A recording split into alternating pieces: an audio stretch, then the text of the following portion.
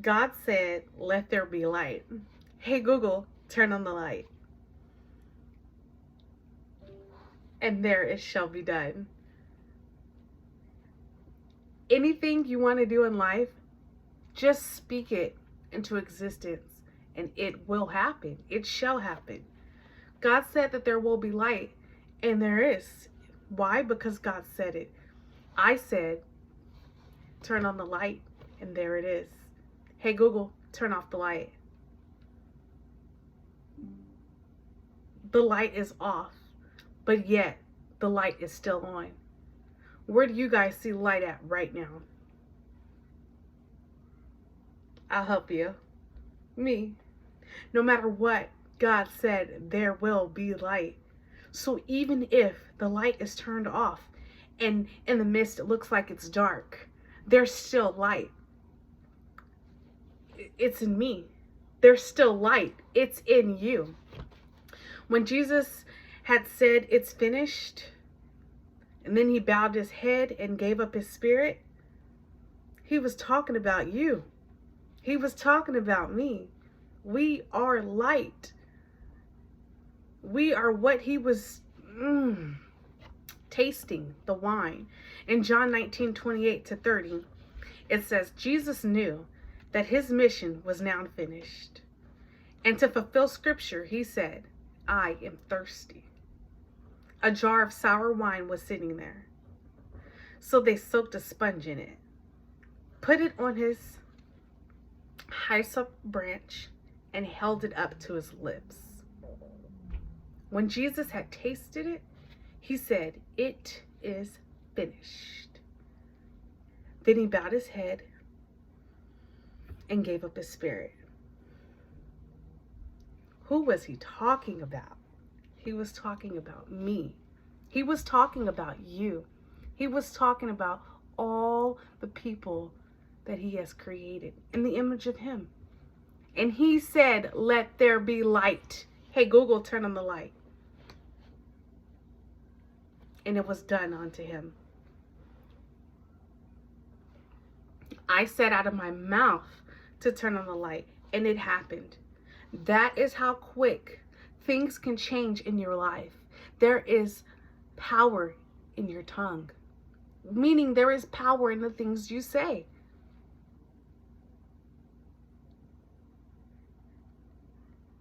I challenge you to say something right now that you really truly believe that you want to be done, and it shall be. It shall be. At some point in time, about 2 years ago, I read this book, and it said, be specific. I also read another book, and it said, make it plain. It's different words, but it's meaning the same thing. Say what you say, mean what you say, and do what you say, and make it plain. Be specific. So I was very specific on what I wanted. I wrote down that I wanted to be a certain amount of pounds and healthy. See, I didn't just put, I want to be a certain amount of pounds. Because anybody can put, let's just say, anybody can say I want to be 200 pounds. But that's not that specific. Anybody could be 200 pounds, but are they healthy? I'll say it again. Anybody can be 200 pounds, but are they healthy? So I wanted to be a certain amount of pounds and healthy. And so that's what I wrote down. In my kitchen right now, 2 years ago, I wrote down I want to be a specific number, which I wrote that number down, and healthy. And it's in my kitchen on the cupboard, on paper, so I can see it every day. And guess what? I am healthy. I am healthy. You know what's interesting is I thought I was going to be the certain amount of pounds first before being healthy. But I'm here to tell you that I actually am healthy before reaching the pounds that I specifically wanted. That is insane to me. But When you write it down and you make it plain and you believe it and you know it to be true and you start to take action and you do what you have to do to make it happen, tastes so sweet. It tastes so sweet. It tastes so sweet. You want to run and jump and yell and tell everybody about it. So I'm here to give you the good news that God has given me. So I want you guys to believe it, just as I believed it. Here in my hand are papers that I just recently received from the hospital, you know, and on the papers, this is what I went in for. I went in for anxiety. You hear me? I went in for anxiety, excuse me. And before going in, my body was like really shaking and I felt super duper hot, and then all of a sudden I felt super duper cold, and I was just shaking, really nervous, and I didn't really know what was going on, but I was like, I think I need to go to the hospital, you know. So I went to the hospital at 5 o'clock in the morning. And as I went and I was explaining to them everything on the reasons why I had anxiety and why I just felt like something is wrong, they were like, okay, we're going to run some tests. We're going to do some blood work. They wanted to know a lot of my history. Even though there's lots of history in there that they can see, they still wanted to just, you know, hear more things from me. So I explained to them my history of things and all of those sorts, you know. And so as I'm explaining to them why I have anxiety, I can tell you guys, I had anxiety because I wanted to make it. This is what I told the doctor. I have anxiety because I just want to make it. I have all these creative thoughts in my mind on paper, and I just see that in the world, there's a place for me. There's a place for me to make wonderful, wonderful, wonderful things. There's a place for me to help people.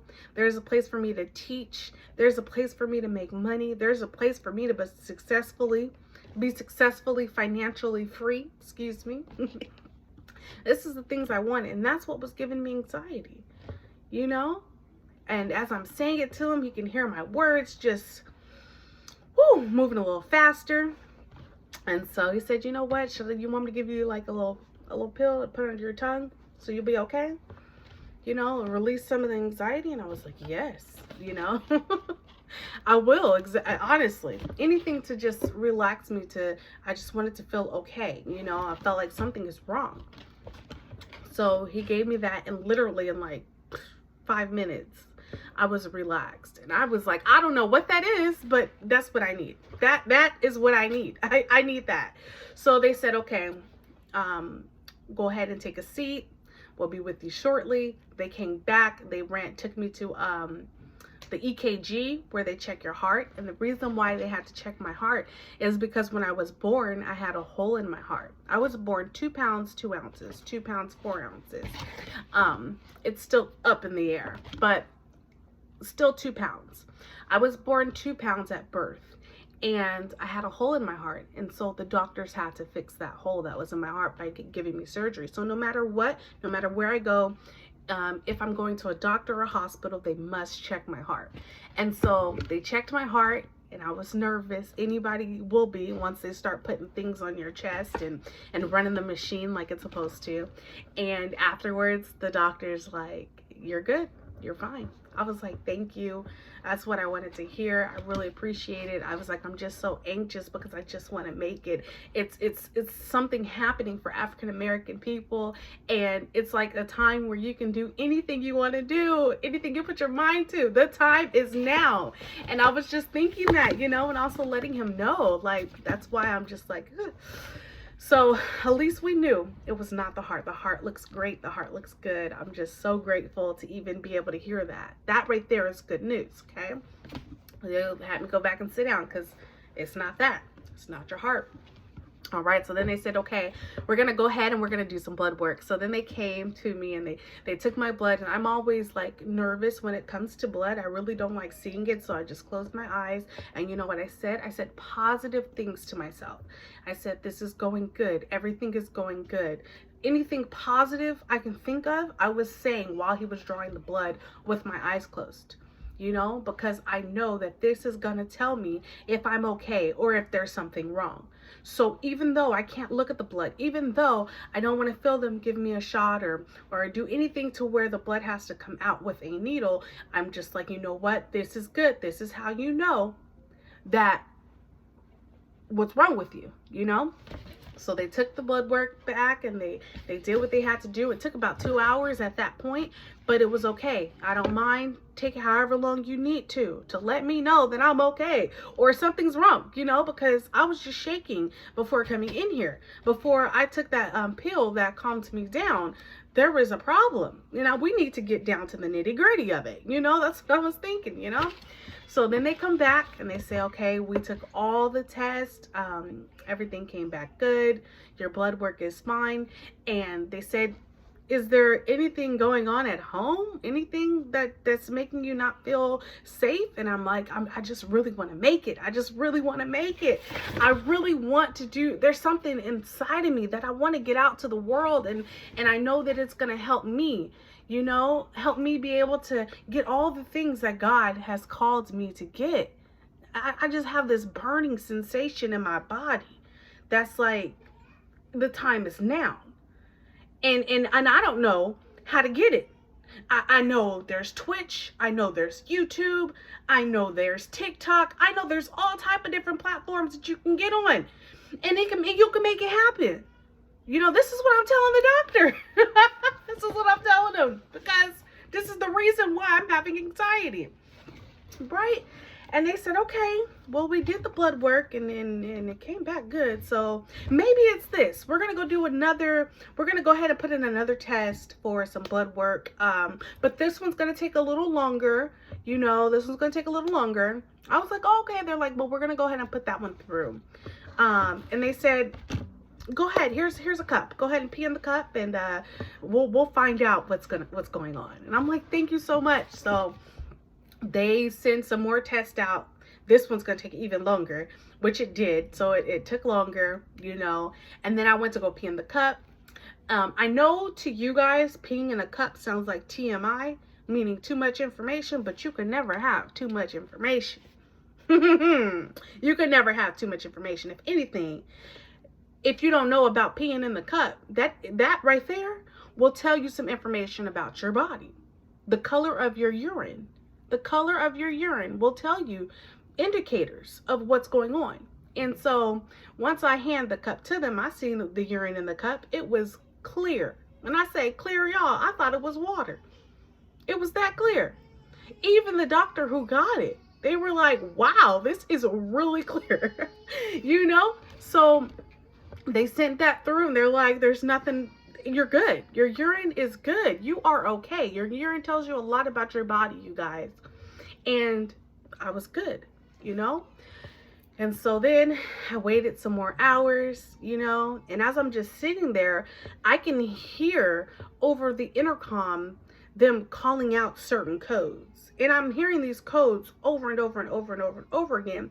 So I'm like, let me Google what these codes say, because I don't know what's going on. I don't know these codes. So I Googled the codes, and it was basically a lot of people going in cardiac arrest in real time. And I was just like, whoa, there are so many more people having problems with their heart right now. And I just went to go get my heart checked, and the doctor said, I'm fine. It's okay. Your heart is good.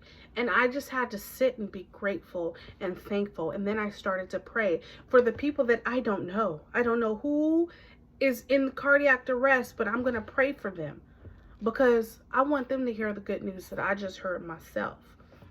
And then it also dawned on me that, wow, there's actually people in here for something that's way worse than what I have going on. Anxiety isn't even close to what is really going on, you know, that I had no clue about. So yes, it took multiple hours before they got to me. But once they got to me, they were able to tell me that there's nothing wrong with your blood. You're good. We took your blood test. Everything is fine. And I was like, okay, you know what? That's good. That's good news. And so as I was sitting there and I was just thinking like, wow, There's nothing wrong. Guess what? I had to sit there for many, many more hours. And at this point, I was like, okay, it's been like 8 hours. They switched me over to this room. I'm still sitting here. What's going on? So then I went on ahead and went to another doctor, and I was like, hey, I've been sitting here since 5 o'clock this morning. Is there anything that I need to know about, or what should I do next, you know? And they were like, well, you know, we checked everything and everything looks good. Everything's fine. And I heard a doctor say, I don't know where to put her. I don't know where to put her. And I'm just thinking like, wow, they don't know where to put me. So then they were like, well, let's see, what is she in here for? Anxiety? They're like, okay, because of my request, I said, well, I would like to talk to a psychiatrist because I would like to get whatever pill they gave me when I first came in here, because on my regular day-to-day basis, I do have anxiety, you know, and so I would like that pill. So they took me over to the psychiatric spot so a psychiatrist can ask me questions and things like that to figure out what they're going to do and to get me that medicine. So as I went back there was all these people yelling crazy things, you guys. As I sat down, there was people who their arms were taped up, and because they don't want to harm themselves or others, you know, and they just said, go ahead and sit here and wait for the psychiatrist to come talk to you. I'm like, okay, no problem. And then there was someone else sitting in the chair, and he was just saying all type of things just out of whatever he wanted to say. But it was like, whoa, what are you guys saying? You know, like I was just sitting there, and the energy was not good energy. So immediately I started praying. I just started praying and praying and praying. And immediately the person who was saying all those things, sitting right in front of me, by the way, they were like, I gotta go to the bathroom. I gotta go to the bathroom. I gotta go to the bathroom. So they went to the bathroom. In my mind, I was like, whew, prayed it away. Thank God. You know, there's power in prayer. Okay, so then I'm just sitting there like this, and I'm just looking around at my surroundings, and there's a lot of people not physically here. You know, I can see them, but in their minds, they're not physically here, you know? And the guy comes back, and he just stands right in front of me. I mean, he's just like standing, okay, in front of me, and he's just like still saying whatever he's saying. He's not doing anything, but he's just still talking, you know, out of his mind, you know. And I'm just like, oh my gosh, in my head I'm just like, this is really insane, you know, like, oh my goodness, why is he just standing in front of me? That's called spiritual warfare, you know. The enemy was battling with me. He was really pissed off. That first off, he was like looking at me like, what are you doing here? You know, and second off, why are you praying? You know, the guy didn't know, but the spirits go in anyone that's available to receive it. And I'm available to receive God. I'm available to receive God's spirit, and that's the only spirit I'm available to receive, you know. So I'm still sitting here, and then I'm hearing this lady in the back, and she's yelling, and I can feel my anxiety going up. And the reason being that I can feel my anxiety moving up is because first off, I prayed. Second off, I'm in the hospital. Third off, I came to a section where I'm supposed to get help and receive medication to where I don't have to have anxiety anymore. I'm like, the feeling is coming up again where I'm feeling like I'm about to get cold, like I'm about to have the chills and stuff like that. I'm feeling really, really shaky at this point. And,